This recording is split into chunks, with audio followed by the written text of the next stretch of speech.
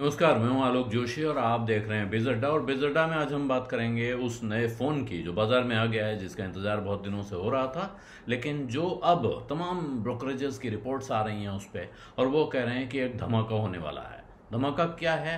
रिलायंस ने लॉन्च कर दिया है जियो भारत 4G फ़ोन 999 रुपये में, और साथ में वो ये कह रहे हैं कि अब हम 2G मुक्त भारत की तरफ बढ़ रहे हैं। 2G मुक्त भारत का मतलब समझ लीजिए, 25 करोड़ लोग हैं इस देश में जो अभी 2G फ़ोन्स यूज़ कर रहे हैं, जिनको अभी तक जिनके हाथ में स्मार्टफोन नहीं है, जिनका 4G 5G का इस्तेमाल नहीं होता है।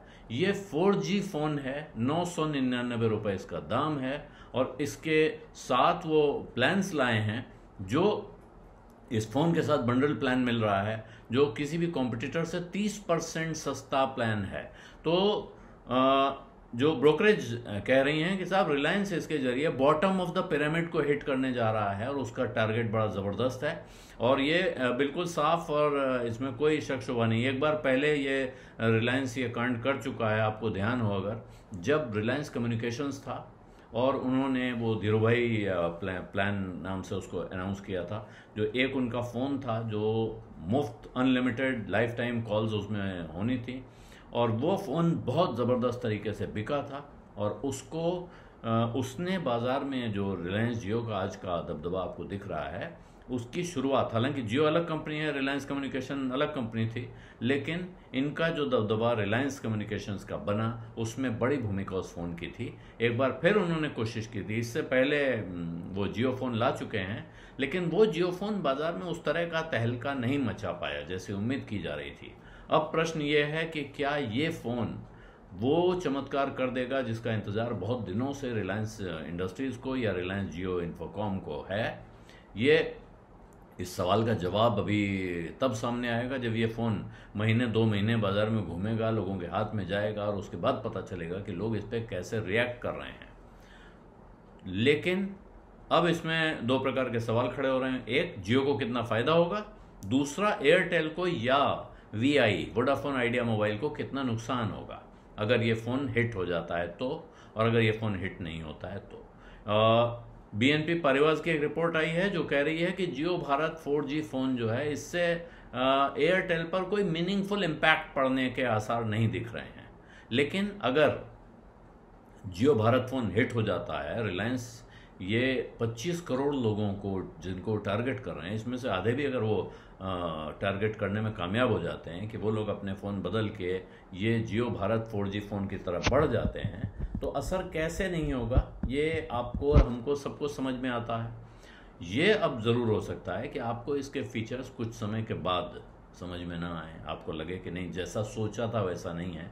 लेकिन जो आदमी 2G फ़ोन चला रहा था, उसको अगर ये 4G फ़ोन मिलता है, और साथ में जो इसके जो प्लान मिल रहे हैं अगर आप उन पे नज़र डालेंगे, तो आपको पता चलेगा कि ये काफ़ी ज़बरदस्त प्लान्स के साथ आया है। अनलिमिटेड कॉलिंग है इसमें, 999 रुपये टोटल इसका दाम है।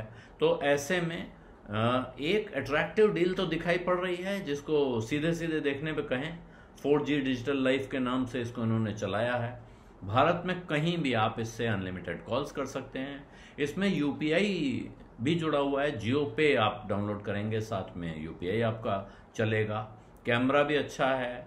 इसके साथ इसमें जियो सिनेमा, जियो सावन और एफएम रेडियो, ये चीज़ें साथ में जोड़ते जा रहे हैं।